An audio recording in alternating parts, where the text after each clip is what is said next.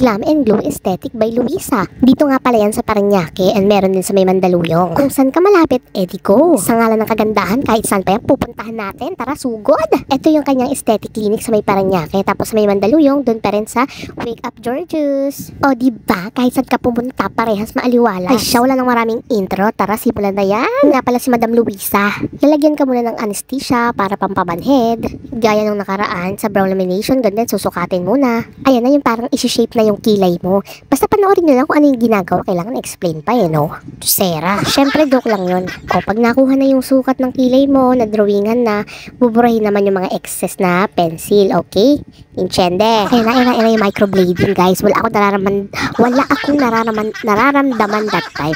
Kasi nga, super ganda nung anesthesia nila.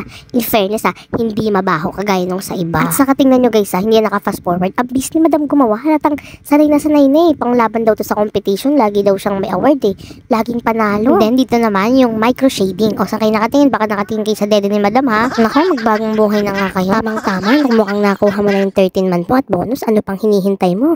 Magpaganda ka na. Deserve mo yan, te. Huwag ka na magpatumpik-tumpik pa.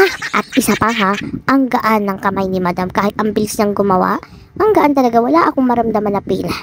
May na-experience ako before, na-trauma talaga ako kasi kada guhit sa akin nung blade niya, yung microblading, microshading, ay ang sakit talaga. Kada ginagawa sa akin, naiihi ako. Parang ayoko nang tapusin Hindi na ako bumalik sa second session ko kasi super sakit talaga pag naaalala ko. Ang layo nung pain na naranasan ko doon dito sa pain na to. As in, walang joke walang halong joke Tapos tatakpan ulit. Nilagyan nga pala ulit ng anesthesia kasi may second set pa daw yan. Hindi ko na binidyohan yung sa kabila kasi parehas lang naman. So ayan na, binubura na siya. Tingnan natin yung final look ng aking kilay. Microblading and microshading. Kaya next time kung magpapagawa kayo ulit, make sure doon na master esthetician. Yung bang wala kayong pagsisisi sa huli. Kasi natuto na talaga ako. Ayoko na. Marami nag-offer dyan. Mura nga. 1,000 plus, 2,000 plus. Pero sure ka ba na dumaan yan sa tamang proseso bago gumawa ng ganyan?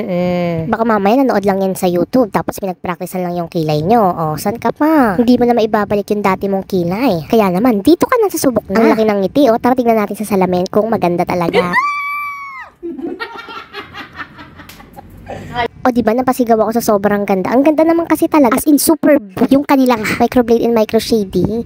So yun sa lahat. Alam nyo na ha. So ganito nga ang eksena. Nakita na ni Madam yung final look. Sabi niya, ay parang kulang. Parang gusto kitang lagyan ng eyelash. So ayan, syempre, makakahindi ka pa ba? Yan naman, ito na yung final look. O, pak! Matutulog ka ng maganda. Gigising kang maganda. Ready to go lagi. Only at Wake Up Gorgeous. Yun lang. Thank you for watching, mga ka-charming.